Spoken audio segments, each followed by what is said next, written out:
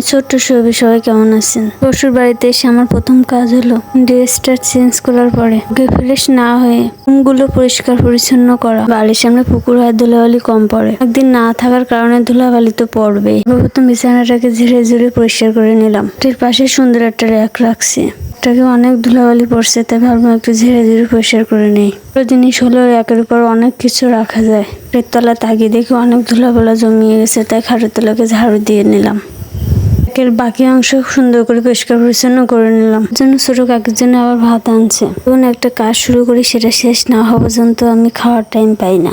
এর উপর সুন্দর করে জিনিসগুলো গুছিয়ে রাখছি। এর পাশে দুইটা চেয়ার রাখছিলাম, সেগুলো ধুলোবালি পড়ে গেছে, সেগুলো ঝাড়াঝাড়ি করে নিলাম একটু। আবার কত ময়লা জমা গেছে, এগুলো একটু ঝাড়াঝাড়ি করে পরিষ্কার করে নিলাম।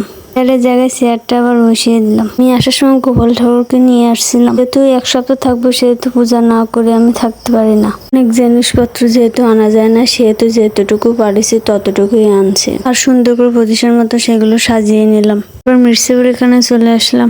ঘর বাড়ি যেমনই হোক না কেন, সেটা মাটি হোক বা 10তলা দালান হোক, পরিষ্কার পরিচ্ছন্ন না থাকলে আর গোছানো না থাকলে একটু ভালো দেখা যায় না। মাটির ঘরও সুন্দর করে গুছিয়ে রাখলে দেখতে ভালো লাগে। শ্বশুর বাড়ি একসময় মাটির দেয়াল ছিল, পরবর্তীতে টিন শেড দিয়ে 2টো রুম করা আর বারান্দা করা হয়েছে।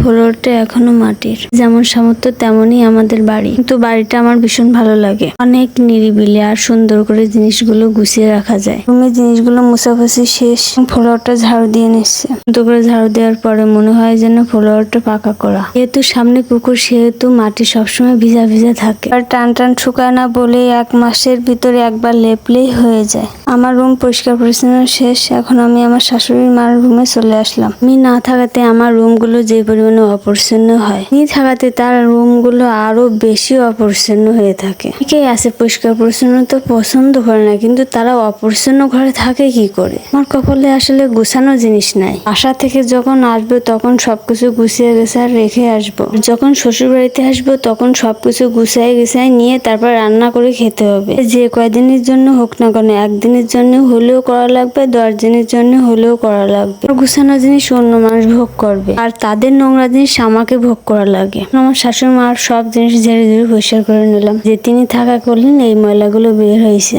তো বাড়ির দাসী হয়ে তারা কেন কাজ করবে? 1 মাস পরে হোক, 2 মাস পরে হোক, 2 বছর পরে হোক, বাড়ি আসবো আর তাদের ময়লা পরিষ্কার করবো। তাদের বউদের জন্যই তো রেখে দেয়। সর্বশেষ বারান্দাকে সুন্দর করে ঝেড়ে ঝেড়ে পরিষ্কার করে নিলাম। যে এখন তার সম্পূর্ণ রুম এখন কেমন দেখা যাচ্ছে। পরিচ্ছন্ন করতে করতে অনেক দেরি হয়ে গেছে। এখন দুপুরের জন্য রান্নায় চলে আসলাম। আপনার ভিতরে ডিমগুলো সিদ্ধ করে নিয়েছিলাম, তো সকালে আসায় বাজার করা হয় নাই। আমার আগে জিনিস গুছিয়ে রাখা ছিল। বাড়ি থেকে ডিম কিনে আনছে। রান্নাটা শেষ করে ফেললাম। রান্না শেষে চুলাটা সুন্দর করে পরিষ্কার করে নিচ্ছে। স্নান করতে যাবো। ভালো থাকুন, সুস্থ থাকুন, টেক কেয়ার।